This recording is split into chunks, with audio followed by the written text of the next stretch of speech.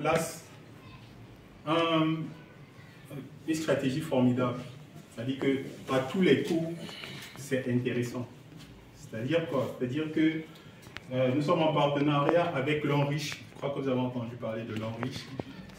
Il y a aussi une entreprise au Canada qui est BMA, avec lesquelles, normalement, on a dit qu'est-ce qu'on peut faire pour les Camerounais pour qu'ils essayent de s'épanouir. Beaucoup d'entre vous, peut-être aussi ici, là, sur WhatsApp, vous vendez souvent des produits qui ne vous appartiennent pas. Vous voyez? Et on vous dit que si vous les vendez, vous aurez des commissions là-dessus, je suppose. Donc parfois, vous voyez plein de jeunes filles envoyer des trucs pour vendre, pour avoir des commissions sur des produits qui ne leur appartiennent pas. Bon, nous, ce que nous faisons, c'est que, bon, ici, là, je ne sais pas ce que c'est. On peut prendre, par exemple, ce genre de produit. On les prend comme ça, on vous les remet en main et on construit un projet digital par rapport à ça. Vous voyez un peu, c'est un peu ce qu'on a fait avec l'Enriche, par exemple. C'est-à-dire qu'on prend des produits pour un certain montant qu'on met à votre disposition. Si vous voulez vous les consommer, si vous voulez, on vous les donne gratuitement en cadeau. Mais à côté de ça, on vous donne pour solution une boutique en ligne achalandée. C'est-à-dire qu'on vous donne déjà une boutique qui a déjà des produits et dans lesquels vous pouvez encore ajouter d'autres produits que vous possédez, ainsi de suite. Et quand on les fait, à côté de ça, vous avez une formation dans le marketing digital. Voilà, donc le marketing digital, c'est ce que j'essaie un peu d'expliquer tout à l'heure. C'est-à-dire, c'est juste faire des choses comme ce qui existe déjà physiquement sur le plan numérique.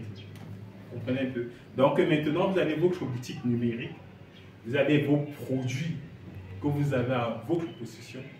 Si vous voulez les consommer, tout en sachant que vous allez faire des ventes et vous pourrez commander d'autres produits, ça dépend de vous, ou bien vous les vendez directement.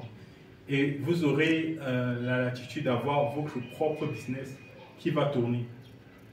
Vraiment, c'est tout ce qu'on a toujours désiré. Moi-même, c'est ce que j'ai toujours souhaité. C'est pour ça qu'il y a des gens qui font les commandes en Chine. Parce qu'ils se disent, il me faut faire un business en fait. Donc, beaucoup se lancent et ceux qui ne maîtrisent pas se font arnaquer.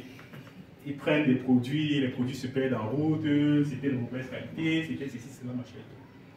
Donc, nous, ici, là, vous avez l'avantage que on prend les produits là directement comme ça, on vous les donne en main propre et on vous forme sur ce que c'est que, premièrement, le marketing, deuxièmement, la vente.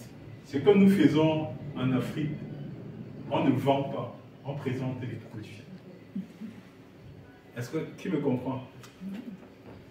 Qui ne comprend pas? Quand vous allez dans une boutique, qu'est-ce que vous faites généralement? Oui. On choisit ce qu'on est venu chercher. On choisit ce qu'on est venu chercher, ça c'est une très bonne réponse. Et quand il n'y a pas ce que vous êtes venu chercher, qu'est-ce que vous faites? On repart. On repart. Ça côté sécurité, c'est ce qui est là-bas. Exactement. Et qu'est-ce que le boutiquier fait? Il reste tranquille. Non, il n'essaye pas. Il vous laisse partir. Il vous laisse partir. Oui, un peu. Pourtant, parfois, il y a des nouveautés qui ne sont plus ce que vous aviez acheté avant. Qui peut être intéressant. Qui peut même être plus intéressant. Parce que j'ai eu ce cas-là, par exemple, je suis allé dans un supermarché à Soie où je suis en train de quitter. Je leur ai demandé, vous avez les spirales anti-moustiques ici? Ils me disent que oui. Je dis, je veux ce que je connais déjà, Moon Tiger, machin, tout ça. Ils me disent que non, on n'a pas cette gamme-là. On a plutôt cette autre gamme-ci et tout et tout. Il n'a pas parlé plus que ça. Normalement, il aurait dû me faire la publicité de son produit. C'est moi qui suis allé et dit, bon, je vais aller tester malgré moi et tout. C'est pour ça que je vous dis, il y a des choses, que ce soit, parce que dans le marketing digital, c'est clair, il y a le volet de la vente qui est aussi 90% de ce marketing digital en fait. Parce que le marketing consiste en fait à soit se vendre, ou à faire vendre, ou à vendre en fait. Vous voyez. Et s'il y a quelque chose à vendre, il faut que ce soit potentiel. C'est pour ça que parfois, des personnes préfèrent aller chercher dans les marchés parce qu'ils se disent que bon, ils vont placer, ils vont placer, ils vont placer. Mais moi, je vais préférer quelqu'un qui peut-être fait ses tomates, mais ces tomates lui appartiennent. Vous voyez un peu, c'est différent. Parce qu'à ce moment-là, vous sentez que vous devenez un chef d'entreprise. Et chef d'entreprise, ça ne veut pas dire que vous êtes seulement des gros bâtiments. Hein. Non, un chef d'entreprise, c'est que vous avez quelque chose que vous faites qui vous appartient. Et quand ça ne vous appartient pas, ce n'est pas votre entreprise, c'est pour quelqu'un d'autre. Vous voyez la différence? Donc, le boutiquier, normalement, doit apprendre à vendre. Ça veut dire que lorsque un client arrive, il va lui dire, il va déjà lui dire bonjour. Même ça, souvent, ça manque. Bonjour, bienvenue, comment vous allez bien dormi peut-être? Bon. Qu'est-ce que vous voulez, qu'est-ce qu'on peut faire pour vous et tout. Ouais, les mots là, c'est des mots qu'on ne connaît plus en fait. Ça a disparu, on ne comprend pas pourquoi. Combien de boutiquiers disent merci à leurs clients lorsqu'ils ont pris un produit chez eux? 1 sur 10. 1 sur 10. 1 sur 1 milliard.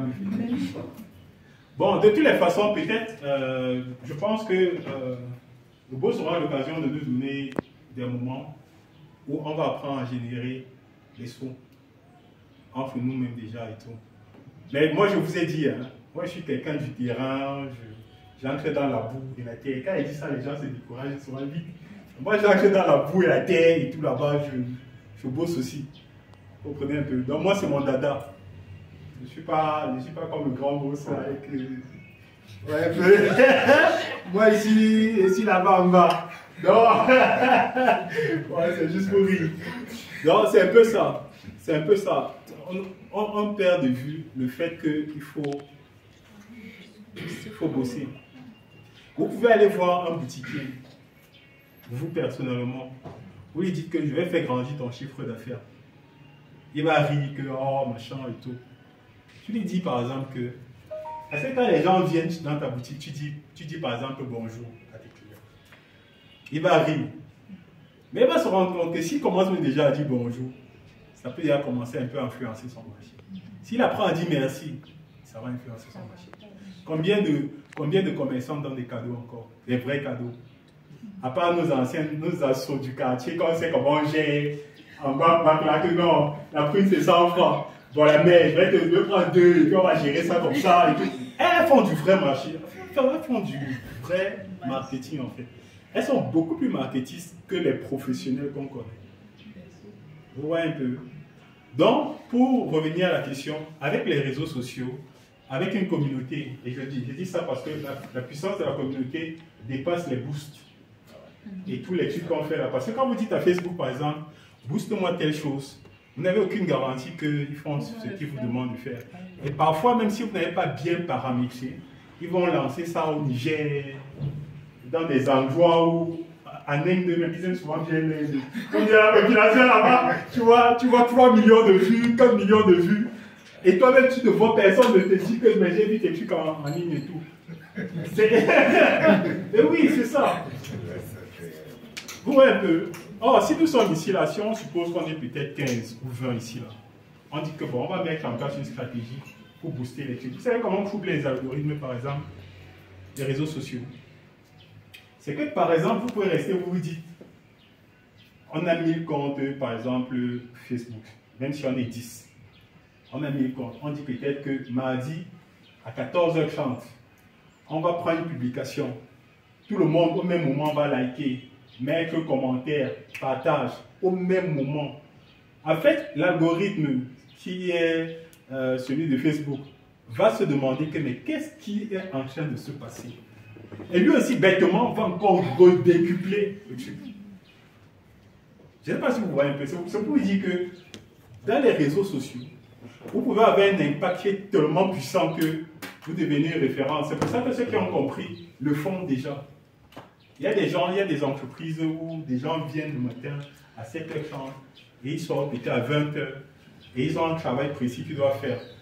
Parce que c'est en fait, à mon sens, ce qu'il y a de mieux pour être influençant, c'est-à-dire pour influencer.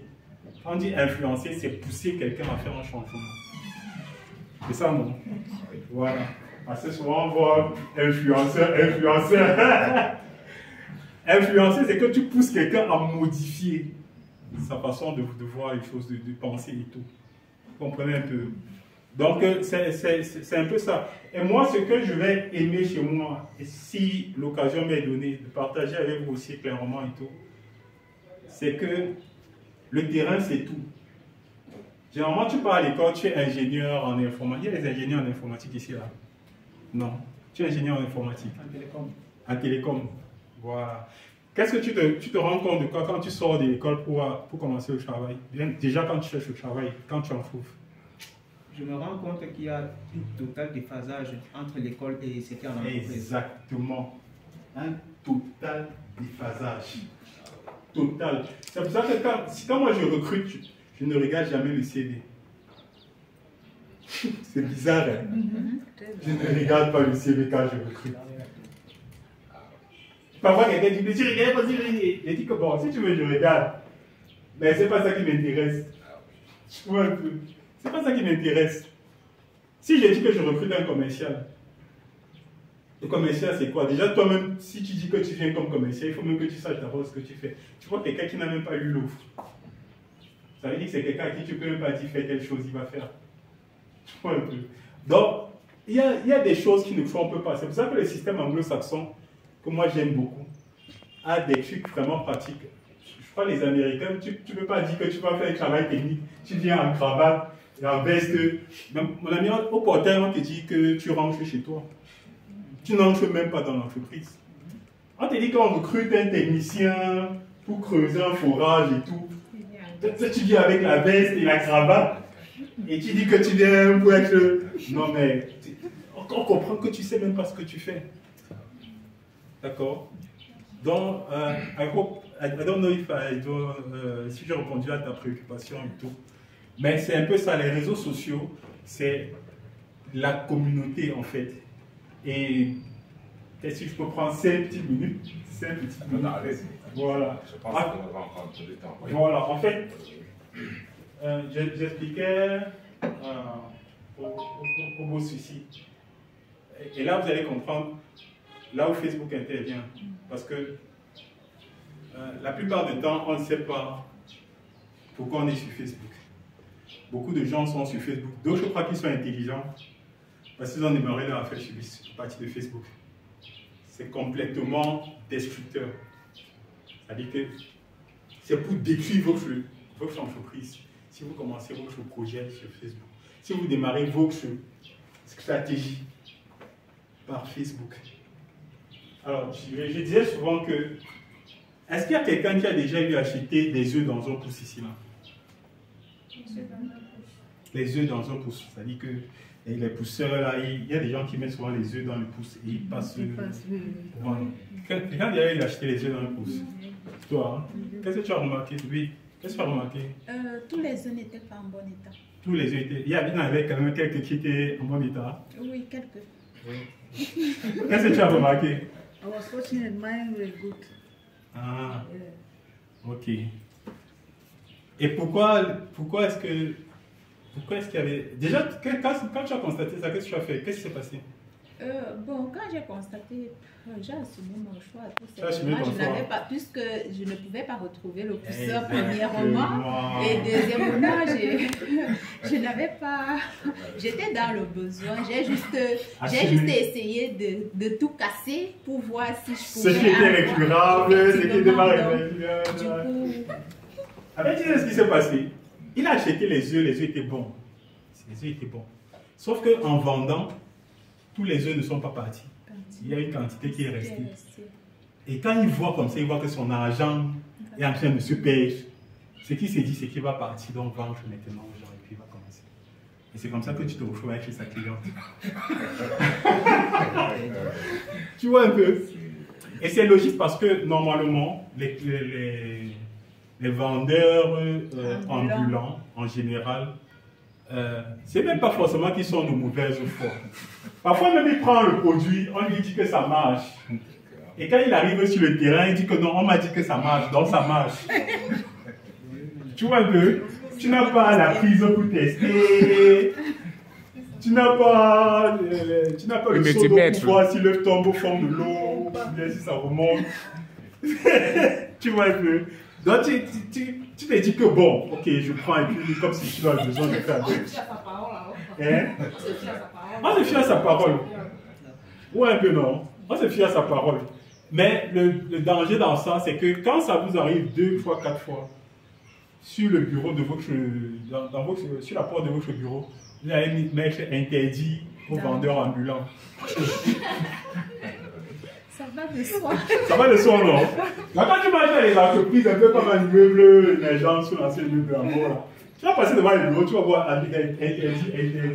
L'autre, il n'a pas encore pris connaissance. L'autre n'a pas encore été victime. Donc chacun, quand tu vois tu sens que la personne-ci connaît que. Moi, j'ai été victime, mais je n'ai pas encore mis l'autre sur ma porte. Donc c'est un peu ça. Donc quand tu fais dans ton business, la chose qui te met, qui te protège et qui te donne une certaine garantie, c'est la question que très souvent on va te poser. Quelle est la question qu'on pose très souvent lorsqu'on te voit en train de vendre ou bien lorsque tu vends quelque chose? Si quelqu'un trouvait ça, je ne sais pas si ça va il a son salaire fois 2. Quelle est la question qu'on pose souvent lorsqu'on dit, on te voit en train de vendre? Bon, généralement, on dit tu vends quoi? Est-ce que ça marche? Est-ce que ça a de bonne qualité? Oui, c'est vrai que ça c'est aussi une chose qu'on demande souvent. Mais je vais dire en rapport avec ce qu'on disait tout à l'heure, en termes de garantie. Oui. On demande le plus souvent que je peux encore te voir. Voilà. Bon, j'ai pas si je peux faire. Bon, je sais pas. Je ne vais pas me mettre te payer en bas.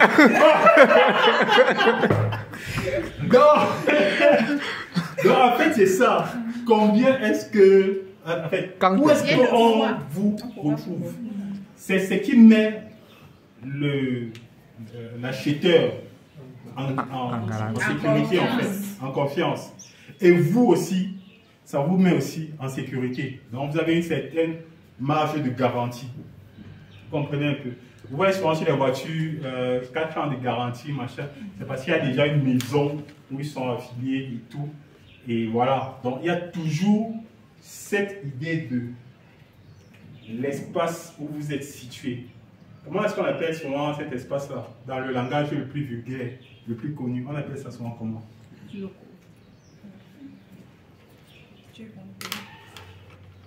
Bien, la taille qui est déjà le salaire avant de trouver. Hein? Le comptoir. Oui, c'est le comptoir, mais il y a un terme qu'on utilise beaucoup.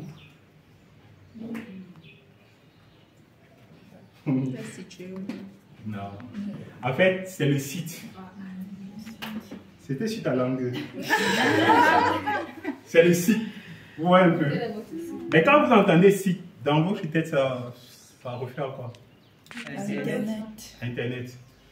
Donc, pour vous, quand vous entendez site, ça veut dire site internet, c'est ça, non? Mais site veut dire quoi? Localisation. Le lieu. Le site, c'est l'emplacement, l'endroit, le lieu. Et ce lieu peut être un comptoir, effectivement, ou toute autre chose, ou une boutique.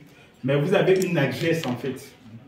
Un endroit que, lorsque vous allez dire à quelqu'un que nous sommes localisés en Bobogo, la maison bleu, blanc, là, machin et tout. Bon, c'est encore comme ça qu'on doit les adresses chez nous. Hein. C'est pas comme chez les blancs. On dit rue tel, boulevard, machin, numéro tel et tout, et tout, et tout. Le taximan sait que non, comme tu as dit là, je te laisse pile là où tu étais. Tu vois un peu. Et nous, c'est encore derrière la vendeuse de beignets Makala et tout.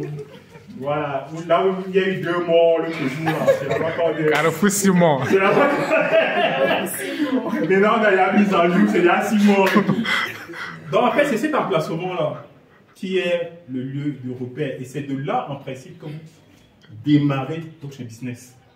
Donc, quand vous allez trouver cet emplacement, parce que quand vous allez commencer, vous allez dire où est-ce que je commence. Tu cherches un endroit. Quand tu es content de l'endroit, tu cherches le bailleur de l'emplacement. Quand le bailleur t'a donné le titus pour que tu fasses ton truc, tu fais ton bâtiment, tu mets tes produits dedans, tu mets tes services aussi et tout, et tu prends une personne à l'accueil. Ça, c'est ce qu'on ne retrouve plus du tout, que ce soit en numérique ou en physique. Tu mets quelqu'un à l'accueil que tu as formé pour comprendre comment fonctionne l'intérieur. Si c'est un supermarché, la personne doit pouvoir te dire, bon, il y a le rayon de ça, il y a le rayon de ça, il y a le rayon de ça. Elle doit pouvoir t'orienter dans la boutique. Donc, elle reçoit une formation pour ça. C'est quand vous avez fini avec ça, c'est quand vous avez fini avec ça que vous commencez maintenant le business. Tant que vous n'avez pas bien fait ça, tout ce que vous allez faire, c'est, comment je vais dire, l'embrouille en fait, vous allez vous embrouiller. Donc quand vous avez fini avec ça, vous commencez maintenant avec la phase du business. Et le business, c'est quoi? C'est que vous faites ce qu'on appelle de la publicité. Donc vous envoyez les trucs dans les médias et tout. Mais ce qui va nous intéresser ici, ce sont les agents commerciaux que vous allez recruter. Et les agents commerciaux, en fait, vont pour représenter l'entreprise auprès du client, mais ne vont pas pour se représenter elles-mêmes auprès du client, comme quoi elles peuvent être l'entreprise elle-même et non l'entreprise qui les a envoyées. Et c'est parce que je me suis fait comprendre. Voilà. Parce que souvent, tu envoies un commercial, le gars se comporte déjà comme l'entreprise. Donc, il a le droit de prendre l'argent, de mettre dans sa poche. Il a l'argent, il a le droit de te vendre des trucs, parfois à l'insu de l'entreprise. Vous voyez? Et il part perdant. Même s'il a vendu un truc à 1 million là, il y a le risque de faire la prison, ainsi de suite, ainsi de suite. C'est très dangereux de faire ça. Donc le commercial part chercher le client. Quand il a trouvé le client et qu'il a appâté peut-être par un produit ou un service, il prend la main du client et il l'amène jusque dans la boutique. Il dit, voici la boutique ici, là. Vous avez ces produits, on a aussi ce produit, on a aussi ce produit. On a... Ah, mais vous avez tout ça, je ne me rendais même pas compte et tout et tout. Mais ça fait combien de temps que vous existez? Non, ben, vraiment, je vais m'abonner chez vous parce que vous avez déjà tout. Et c'est le commercial qui gagne tout. Ouais, un peu. Donc, le commercial a ce rôle qu'il doit jouer. Alors, lorsque vous ouvrez une page Facebook, qu'est-ce qu'on vous demande? Soit c'est personnel, soit c'est une entreprise. Oui.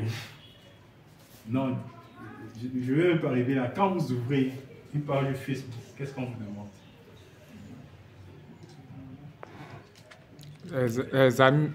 Les amis, les nouvelles connaissances. Non, c'est pas au niveau de la page. C'est là quand tu ouvres un compte Facebook. Les actualités. Les nouvelles actualités. Non, on vous demande déjà vos informations de base. En fait, il faut différencier le compte et la page. Le compte, c'est vos informations personnelles. Parce que quand vous ouvrez même un truc professionnel, on vous demande de mettre même votre propre photo. Une photo qui vous identifie personnellement. Avec des informations au cas où quand on pirate votre compte. Parce que même encore là, c'est encore un truc qui est très important. Comment ça se passe la piraterie? Qu'est-ce que c'est que le vol, Internet et tout et tout et tout. Et vraiment, il y a toutes ces choses qui sont intéressantes. Donc, je voulais juste dire que quand vous créez la page, on vous demande à côté des informations pour la page, qui peuvent être les informations d'un business que vous faites, on vous demande toujours le nom du site Internet auquel les clients vont se référer lorsqu'ils auront besoin de voir l'intégralité de ce que vous faites. D'accord? Donc, vous avez ça. Et ça veut donc dire quoi? Ça veut dire que Facebook lui-même vous dit que, comme vous voyez là, je ne suis pas un site Internet, comme les gens disent tout le temps. Facebook n'est pas un site Internet pour les gens. C'est une plateforme, c'est clair. C'est un lien Internet et tout. Mais ça, c'est pour Mark Zuckerberg qui, lui, commerce des espaces. Vous voyez un peu? Et en commerçant, donc, il se transforme en agent commercial pour vous. Mais vous, maintenant, en le prenant comme agent commercial, en fait, vous vendez votre entreprise. Vous devez vendre votre entreprise. C'est ça, non, mon ingénieur? Non, c'est bon. Voilà. Vous devez vendre votre entreprise. Si vous vendez vous-même, donc la page seulement, qu'est-ce qui va se passer?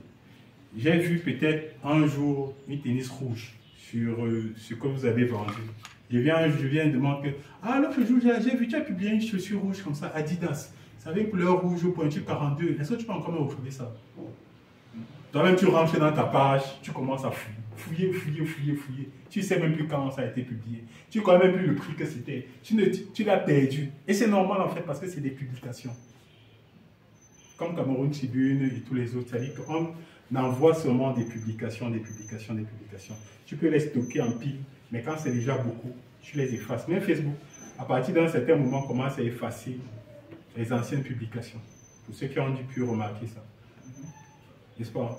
Donc quand c'est déjà saturé, quand il y a plein, ils se disent que bon, ok, peut-être comme on ne consulte plus les pages depuis 2 ans, on peut prendre ça en main à la poubelle. Et vous perdez. Or, quand vous avez vos emplacements, vos boutiques, entreprises et tout, vos services, quand un client entre à l'intérieur comme ça, il y a quelqu'un qui lui dit bonjour monsieur, comment vous allez, qu'est-ce qu'on peut faire pour vous, machin et tout. Oui, j'ai vu votre plat, je suis intéressé par. Ok monsieur, je vais vous montrer. Elle présente le sucre et elle présente même d'autres produits et tout. Vous êtes en train de réaliser en fait votre affaire. Vous voyez un peu, vous êtes en train de réaliser. Et c'est à ce moment donc on comprend que en fait, les réseaux sociaux sont des agents commerciaux. Il faut bien comprendre ça. C'est des agents commerciaux pour votre entreprise. Et c'est parce qu'ils sont des agents commerciaux qu'ils ont pour rôle de vous vendre, de vendre votre entreprise et de créer l'argent. À côté de ça maintenant, vous pouvez avoir des stratégies que vous mettez en place pour créer aussi de l'argent, par exemple, dans ces réseaux sociaux. Vous avez pris le cas de YouTube tout à l'heure. Pour Facebook, c'est toujours la même chose. Il y a toujours des critères. Mais moi, j'encourage à exploiter plus la communauté que les boosters, les machins, tout ça. Parce que ça n'a pas toujours un ciblage précis. Quoi qu'on dise, on va tout dire que non, Facebook a changé ses algorithmes, Facebook a fait ceci, Facebook a fait cela. Et puis tu vas te rendre compte que mais finalement, tu tournes en rond et tout. Or, si vous étiez 2, 3, 4 et 5, on s'est dit, bon, voilà ce qu'on a envie de réaliser. On va partir sur la plateforme, on va faire telle chose, ça va produire tel résultat, et puis on va avoir les retours sur ça et tout. Et comme les fêtes de Noël sont en train d'arriver, c'est vraiment un moment fantastique pour pouvoir créer des richesses ou bien créer un déploiement dans ce sens-là et voir comment avoir ces retours et tout. Ouais, je m'excuse encore, je parle trop. S'il vous plaît, monsieur, il y avait une question, monsieur. Madame Brenda, vous voulez dire quelque chose? Oui, j'ai une question, s'il vous plaît. Ah, ils se sont réveillés. Oui. En fait, j'aimerais savoir, vous avez parlé de si nous sommes 10 peut-être, on peut avoir 1000 comptes. Ouais. Et on peut décider en même temps de liker et commenter sur les comptes. Ok, est-ce que ça serait donc nécessaire de booster la page Non, c'est plus. Évidemment, ce n'est plus nécessaire. Tu comprends un peu? Ce que je suis en train d'expliquer, c'est que le boost, bon, le boost fonctionne un peu comme ça. Je viens voir M. Dimi, je lui dis, M. Dimi, voilà 3 millions de francs. Je veux que tu me fasses un boost sur Facebook où on va vendre mon produit et tout. Je pars. Tu comprends un peu? Je pars, je ne sais pas ce qu'il va faire de ça. Il peut même prendre même 20 personnes, 50 personnes. Il dit que bon, voilà les gars qui ont liké, faire une simulation de trucs et tout. Mais tu n'atteins pas. Il peut même faire même le boost même, comme ça se doit. Mais tu n'atteins pas tes objectifs de façon pertinente. Il peut booster sur il peut même, voilà, il peut booster en Chine, en Inde. Je vais même prendre le cas même là où il est même réglo. C'est-à-dire qu'il booste même au Cameroun. Tu vois. Il peut booster au Cameroun, mais les gens qui vont voir ce produit-là ne vont pas... Il y a ce qu'on appelle le call to action. En français, je ne sais pas comment... L'appel à l'action, en fait. Tu vois. Si je viens, par exemple, je te dis, lève-toi. Tu as le droit de dire que je me lève pour aller où je suis fatigué, tu viens de débarquer, tu ne me connais même pas, tu me dis d'aller me lever et tout. C'est ton droit, tu vois, tu ne le fais pas. Mais maintenant, je te dis, je prends 3 millions de francs, je pose ici sur la table. Je dis, bon, s'il te plaît, viens prendre ça, c'est pour toi, tu peux garder. Encourage. Et tu vas même tomber par terre, du fond, non? Elle va courir, elle va même encore chercher 10 chaises, tu peux encore les chaises, voilà même encore les autres chaises. Tu vois un peu? C'est-à-dire que quand tu veux créer l'appel à l'action, c'est ça. Donc, les 2 exemples que je viens de prendre, c'est à peu près un peu ce genre d'image. Tu peux dire, bon, je veux que tu fasses ça. La personne, tu l'as déjà payée. Tu ne peux même pas avoir un contrôle sur elle. Tu ne connais pas ses algorithmes. Elle va me dire que mon algorithme fonctionne comme ça là. Mais toi, tu n'as pas l'œil sur son algorithme. Là, il peut faire tout ce qu'il veut avec parce que tu as cru que tu lui fais confiance et tu lui abandonnes le truc. Donc, si je comprends bien, ça veut dire on met de l'argent dans ce compte pour faire publicité, pour faire avancer pour faire la publicité. C'est ça. Oui, c'est ce que j'ai dit, c'est exactement l'exemple que je prends. Tu vois, je viens voir M. Dimi, je lui dis que voici 3 millions de francs. Faites ma publicité. Je n'ai pas le contrôle sur ce qu'il fait. Même si je suis sur le plan physique, il peut prendre une voiture, il fait le boum boum en route, il prend des filles, il met le polo, avec des trucs, pam pam pam. Après, il fait les photos, il fait les vidéos et tout. Il dit que bon, voilà ce que j'ai fait. Mais est-ce que ça a atteint tes résultats?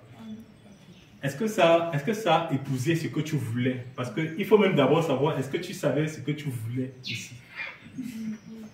C'est ça, non? Parce que souvent même on ne sait même pas ce qu'on veut. On dit, boost. Tu dis, ah! Gars, $2, c'est seulement $2. Bon, je vais $2, je vais un peu voir à quoi ça ressemble. Après, on te dit, ouais, tu as pris 10 personnes, ouais. Mais tu boostais pourquoi en fait? C'est-à-dire, à un moment, tu te dis, tu fais ça 2, 3, 4 fois, tu te dis, mais attends. Je boostais même pour faire quoi même en fait? Bon, mais je ne sais plus pourquoi je boostais en fait. Tu vois, c'est pour ça que souvent on fait des choses, on n'a pas une attente de résultat derrière. C'est pour ça qu'il y a beaucoup d'arnaques aussi. Tu vois un peu. Moi, les solutions que je donne, je peux les faire gratuites. Je prends sur moi de les faire. Mais on se rassure que quand ce sera fait, tu me donnes mon argent dès que tu seras satisfait. Tu vois un peu. Pour essayer un peu parfois de contourner tous les gars qui ont l'air déçus, la marmaille. Elle a déçu la marmaille et tout. Tu vois un peu. Donc, pour dire simple, le boost, c'est que tu confies à Facebook, par exemple, comme c'est le cas de Facebook. Tu dis à Facebook, j'ai de l'argent, voici l'argent. Boost. Mais tu ne sais pas s'il fait bien ou s'il ne fait pas bien. Et toi-même, tu ne sais pas si tu as des trucs que tu es en attente, pour lesquels tu es en attente. Tu vois un peu. Bon, par contre, on pêche ici, là, on s'est dit qu'on est 20.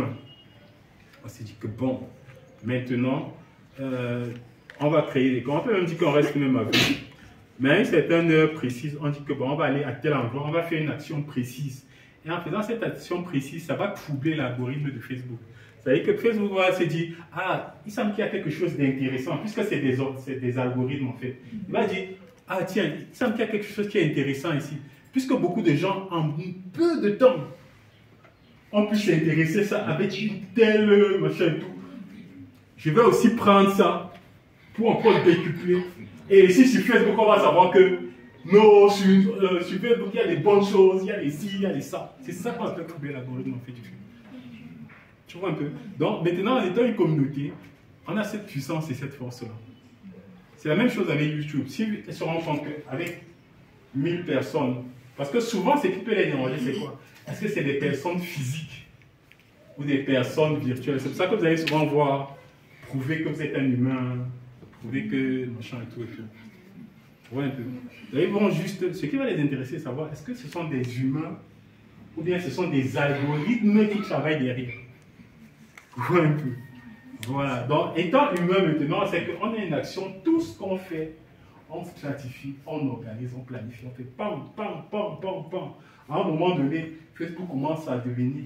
Et Facebook fait votre publicité, même malgré vous, à un moment donné. Parce que s'ils se rendent compte que, et la communauté, et tout, ils vont avoir l'impression que vous êtes influent. Ouais, on dit que non, ces gens sont influents, ils ont ci, ils ont ça, ils ont ça. Ils vont même croire que vous avez acheté les boostés chez eux, que vous avez laissé une quantité d'argent là-bas et tout. Donc, la force reste toujours à la communauté.